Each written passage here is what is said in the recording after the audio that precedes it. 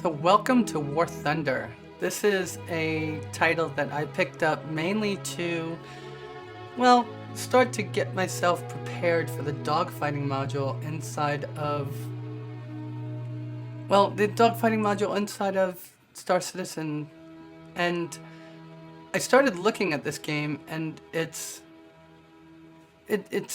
arcadish feel because of the difference in the way that you control the actual aircraft really turned me off. I never looked deeper into it to realize that you can control the aircraft with mouse, joystick, or full HOTAS complement.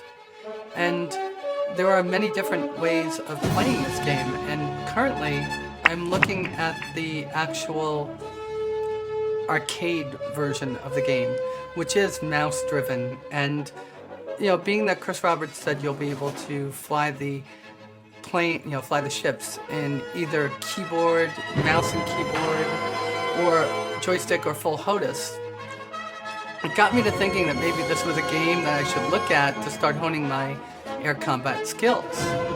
So let's take a look at the actual aircraft that come with it first. You have a number of countries. You've got 5 countries. You've got the US. When you look at the tech tree, alright, here it is. You start off with the level 1 fighters, which are these 2 over here. In this case, they gave me a third, this one. And you also then start researching by using your aircraft and gaining accomplishments, like shooting down planes, getting hits on planes, blowing up cars and tanks and buildings on the ground, or getting hits on them. And each time that you gain that, you gain both research for the actual airplane that you're in to buy different components like upgraded fuselage, wings, engine, weapons, and additional weapons like bombs and rockets. Or some of that actually goes, like in this case, to researching the next plane in your tech tree. Really good, right? So you've got quite a number of aircraft in each one, and you start off with the P-26 pea shooter. From there, you're going to move up to things like the P-36 Hawk, the SBD Dauntless, okay? And you have all these different ones to go through. So the first one, the P-26 over here, is your fighter tree. As you go down, you gain more and more advanced fighters, and it culminates, or I should say it ends, with the F-86 F2 Sabre.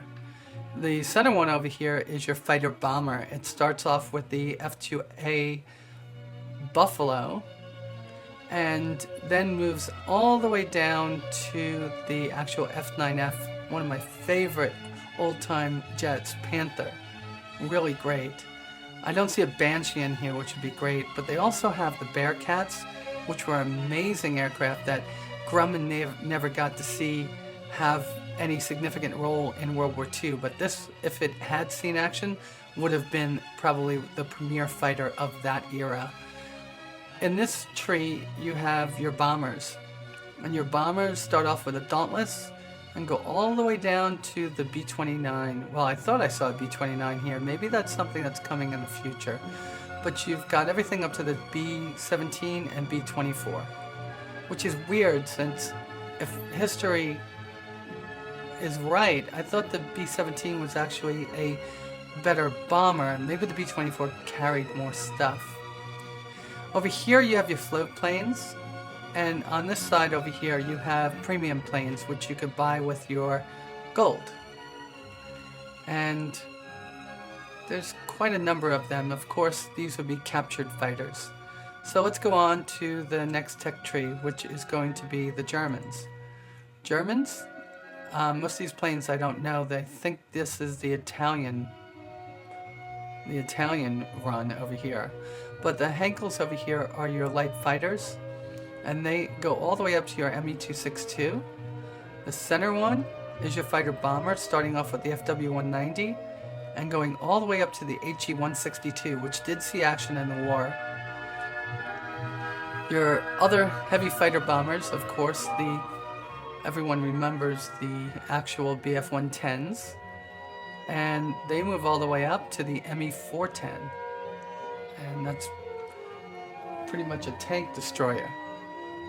Your dive bombers, you have your Ju-87s, and then all the way up to your, I don't even know what this one's called. Your heavy bombers, or medium-sized bombers I should say, are your Henkels, your Owls, your Ju-88s, which also was a dive bomber as you see. And they go all the way up, and they go up to the Do-217.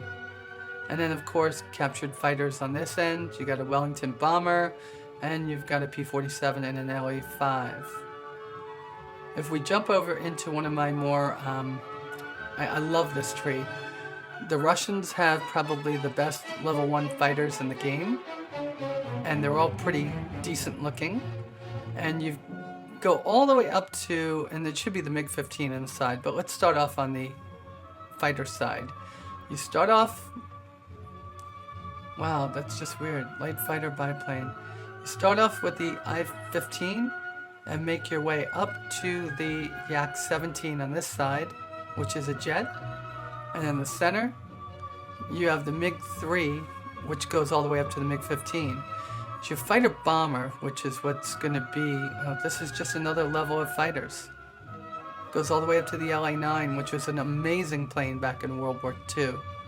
I haven't looked at these trees that much. I've been concentrating on the actual section right here. So in your light bombers, you start off with the BB-1, and that's something I have not researched yet. And you go all the way up to the IL-10. Of course, the one that everybody is going to want to be playing with over here is going to be the, well, it's not there. I guess it's right there, the Stormovik. They just look so different from each other. This was the Tank Buster. Amazing aircraft. Your bombers, I don't know Russian bombers that much, but you go all the way up to the Tu-2. And of course you start off with the with the SB-2M and move up. And these are your captured fighters over here, or not so captured. We actually provided lots of Air Cobras and P-40s to Russia through the Lend-Lease Act. Alright, the British, everyone remembers the British tech tree. Come on, you have Fury, Gladiator, Blenheim Bomber, Swordfish. These are all things from history, right? And then of course the Hurricane, Spitfire, the Beaufighter, the Typhoon, such an amazing attack plane. And of course the Tempest, just amazing anti-tank busting aircraft there. They are listed as fighter attacker. The Gladiator goes right up the tree and ends in the meteors, but the Vampire is probably one of the better fighters. I'm sure it's much more maneuverable than the meteors were back then. And in this tree, of course, you also have the infamous Mosquito, the Wooden Wonder. The thing was one of the fastest planes of the war and had quite a number of amazing missions if you look back on the days it flew. In their bombers, the Wellington is one of the beginning bombers that you'll see in the game. And of course, it moves up to the Lancaster, the one that helped to win the war by bombing the German factories at night, day after day after day, or I should say night after night after night. Of course, over here, we have their premiums. And that's pretty cool. So if I go back to the American tech tree, I think, oh, actually, didn't I just fly British? I did. So we just flew the British, which you'll see. And let's just take a look at some of the things in the tech tree. So here's the Blenheim Bomber. So you have things like the Talisman, which is something that you can gain more RP, which is research points, which are here. And so each one of these things lets you get more and more advanced into the actual game. So 4 250-pound bombs, offensive. So this level 1 tree is going to give us, this is what comes with it now. So the level 1 tech tree is going to give us better fuselage, radiator, better weapons ammunition, larger bombs, and it goes on from there to give you all these. Of course, you could buy these to earn extra research points, or a backup vehicle allows you to fly a plane into the mission twice, but no more per mission. You can only use a backup plane in arcade mode battles. I believe that is because in realistic battles, when you're dead, you're dead. We haven't played arcade yet. I mean, realistic, I'm still trying to get used to it. So essentially, that is the game so far. It's kind of like a MMORPG, where your plane is your character. It's not Star Citizen in any way, shape, or form, but it's a good distraction while we're waiting for the actual dogfighting module. My idea here is to get my group into the game, to be playing with this game, to build communication skills and learn some maneuvers and how to cover each other. That way when Star Citizen comes out, we'll be all ready for that kind of communication skill, even though flying an actual aircraft is different than flying a spaceship, because there is no energy management in that other game. Let's go into this battle over here, which is going to be with the Japanese, because this is going to be pretty much the starting aircraft. I haven't gained anything except for this float plane. So all the battles I'm going to be fighting in are going to be beginning battles. So if I show you this beginning battle, it should be pretty fun. So here we are getting into the mission, and this is the screen that tells us our objectives. And the objectives in this one are pretty easy. Kill things that are on the ground. So I'm going to start off with this KI-10. And then after this brief encounter, because I should die real quick right now. Okay, so we're going to have a lot of noise in this one because I am doing this post, you know what I mean? You're getting everything from the microphone, you're getting everything from me. So bear with me. So here we go. You'll see the red items in the front are the items that we have to kill. Meanwhile, there's going to be people up here that have been playing this game a lot longer than me that have upgraded their crew, which I haven't even showed you yet, to their max. What that does is it gives them greater eyesight so they can see further. They can pull G's better, so when I'm pulling G's like this, I can keep my dipper on the target better. And those are things that are not going to happen for me in this one. We're going to go over here and try to take out this artillery, because it's more important to take out the ground targets in games like this. It's a race to see who can take out the targets first. When you watch the actual... well, that guy's going over there. When you watch the actual other planes and spend all your time on those... Oh, we got one. I got first strike.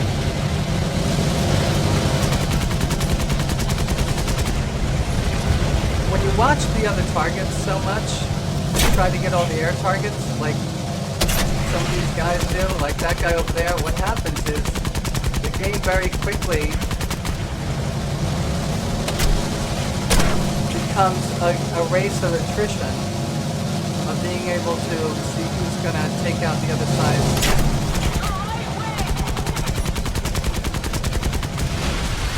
Of course I died, because I'm trying to talk and fly at the same time. But what happens is, all you do is focus on the enemy aircraft, and nobody focuses on the actual planes, ground targets. You're never going to win this game. Alright, so now I'm flying a float plane, which is stupid. I just wanted to see what this was like. This is one of the planes I unlocked. The good thing about this one is when people try to take you out from the tail, you've got a gunner in the back. So let's see what we can do with this. See what I mean? And all you gotta do is just keep on going side to side to let your guy just take a look around. Oh, we did get him. Alright, so we hit him a little bit. This is not going to be a successful mission with a float plane doing ground attack rolls, but we're going to give it a go. It's very important to take out a lot of these artillery units, because if you don't, as your ship, cars and AA are trying to move up, they're not going to be able to do what they're supposed to. So you take them out.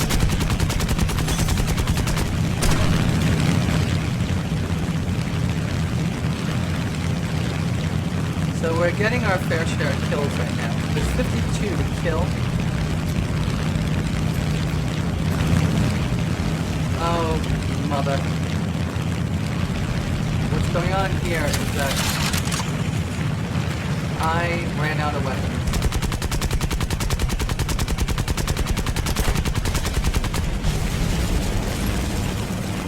And of course, this is about as arcade as you can get.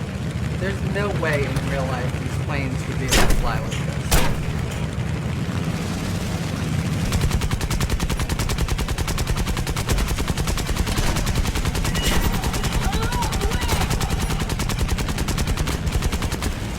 It's more important that the first couple of times I'm here, you take these things out than it is for us to take them out, because it is just a race.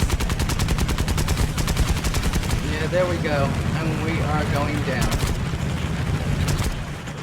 There we went. Oh, he followed us. Ooh, that was good. So, essentially, what happened was he probably hit me. He didn't kill me. So we're going to take this plane now. And now we can start doing some really fun things. Alright? We've gotten it down. Oh, we're getting our butts kicked in this one. So, here's Luckably and his Fury. There's a KI-10, a P-26. Again, these guys are like level 1. See that KI-10? He's coming right at me. And we're going to give it a turn.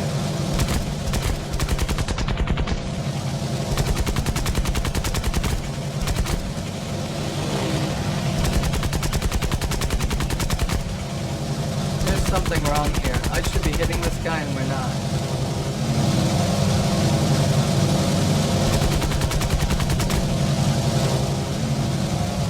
Okay, we're gonna give it a little bit of war emergency power, try to get closer. Ooh, can't get closer. My mouse hit my keyboard. Okay, we got him. He's gone. And that was stupid, because essentially what that was is pretty much pulling me off of the ground targets and far away, so I don't go and kill ground targets over here. It's a tactic some of these guys use, but these days, most of the time what happens is you lock on, and all that happens is the idiots that are playing the game today crash into you. It really is important, more important to take out the ground targets than anything else. You see all this stuff that's going on. Our targets are getting closer.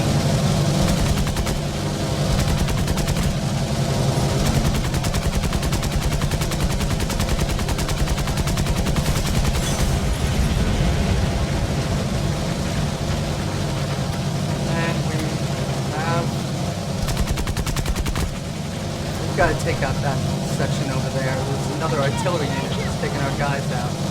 Okay, we're losing this one, and we'll probably lose this one. But I'm not going to go down without being in the... Oh, mother. See what I mean? That guy came after me.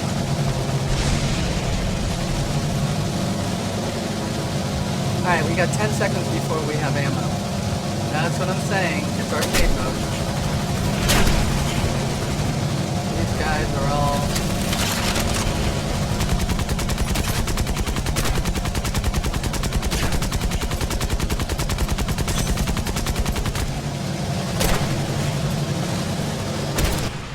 Yeah, we're dead. But if you look, we're making it more respectable. Well, not really. 32 to 20. These guys have to get on it. Now, you can talk to your team and say,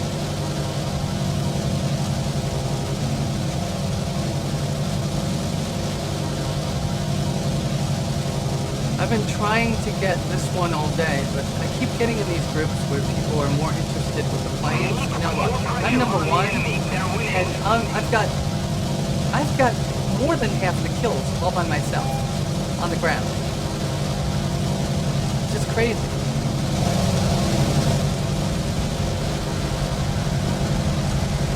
This is our last plane. This is our last attempt. Someone's probably gonna jump on me, but I've got to make it more respectable.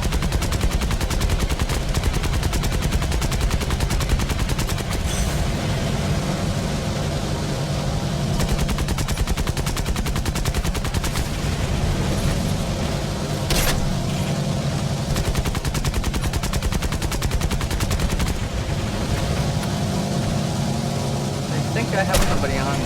I do. I have a couple people on me. And I crashed.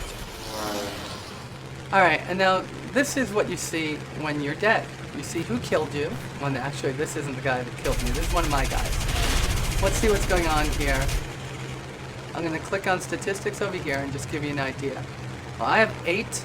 The rest of my team has 5. I have 2, the rest of my team has 0. So I mean, I'm playing with people that are probably as new as I was about a week ago. So I don't know this game that much, but if you look, I have 1,016. Look at this guy over here, 28-24. He's got 9 aerial kills, none. He hasn't gone for 1 tank at all. He's just farming his little research or something else. The Nimrod over here, 25 tank kills. He's in the game to make it, you know, to win the game. Here's a guy, I mean, this guy has gotten everything nobody else has, so it's like that on both sides. I'm nowhere as good as these guys on this team over here. If they had matched me with them, this game would have been over. Let's see. My guys are starting to pick it up. Yeah, that's me. So let's see how this game goes. It should be over in just a few moments. I can't see us living through this much longer. I like that plane. That's one of the initial planes you get as a Russian.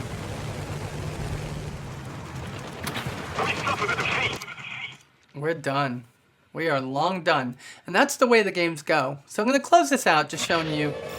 Oh, let's see. Come on, come on, come on. 2 aircraft destroyed. I got nothing. But I can buy things with it now. This is the tech tree I was talking about. So I'm able to buy the compressor.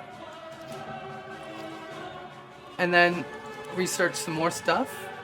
I have unbought modifications. I'm going to buy all of them. They're done. So you can see the research that I have going into the next plane, which is in A5. I've got my compressor, I've got my fuselage, and here's what I'm working on next. My engine injection system. And since these are all K10s, they're all working on the same thing at the same time. Alright? The F1M is looking at fuselage repair first. So now I hit this. Oh, and the F1 got it. How about that? And we add more research, and that's it. So what I was talking about before is we just flew a couple of planes really well. So if we click this little icon right here, this icon gives us the ability to set some of our parameters for our, well, skills. We're building skills for the crews that fly the planes for us. So we're going to give them a little bit more over here. We can't. Let's give them a little bit about, well, we have no points left. Alright, let's see what this crew is doing. Each crew is different. This crew only had 2 things, and I think what he needs is stamina and a little bit of vitality. And this crew, did he get anything? He got 5. So we're just going to give each one of those. Apply it. And this crew got some also. They got 5. I'm just going to put 1 in each one to bring them up to level 5. And that's it. This is what I was saying about me not having any way of making these guys any better. Let's go back to the Americans.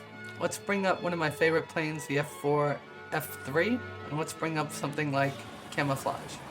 Right now, I don't have any Camouflage purchased, but I do have 2 decals open. These 2 right here. So I can spin it around, and since this is a stock plane, I could add something to it. And honestly, I wish Pappy was able to make me things for here. Oh, see? I like the cat, so I'm going to put the cat on here. And on the other side.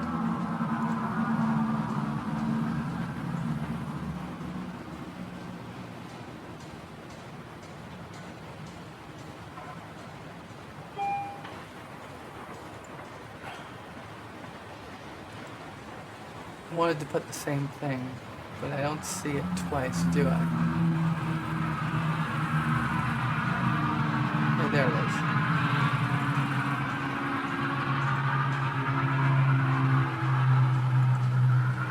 And we're going to put them right there.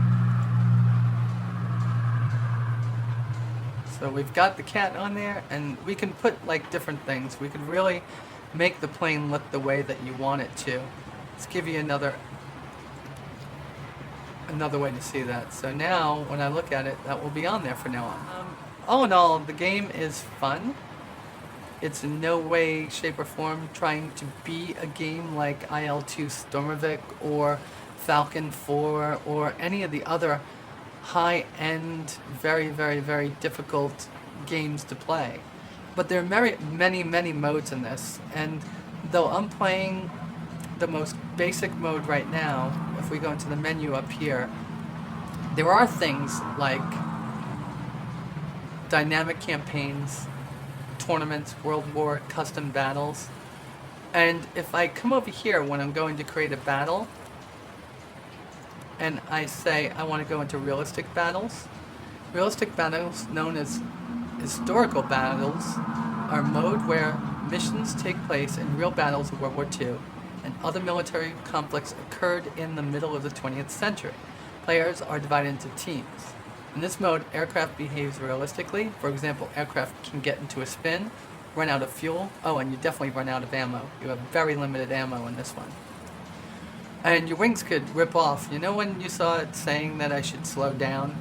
My wings would have broken in that situation. So for the people that are really hardcore, you're not going to be flying with a mouse there. You're going to have a throttle stick and pedals. It's very, very, very, very hard to learn at first, but I'm sure it's going to be an amazing game to play. So I'm going to leave you with right now. I think that's a very basic understanding of the game for people that watch my Star Citizen Addicts Anonymous, but I'm finding that War Thunder is very fun, and the other piece of it, while I'm shooting this in the Mac client, you should see this baby in the Windows client. We're missing the first person being able to walk into the ship, walk onto the airfield, jump onto the wing and climb into the cockpit like you have in Star Citizen, but I've never seen better rendered classical aircraft in my life, ever. This is an amazing game for people that love visual candy, and it's the best thing that we have while we're waiting for Chris Roberts and his team to finish up Star Citizen for us and give us something that's more dynamic and full-featured. That's all I got for you today, and I hope you like listening to me talk. Bye.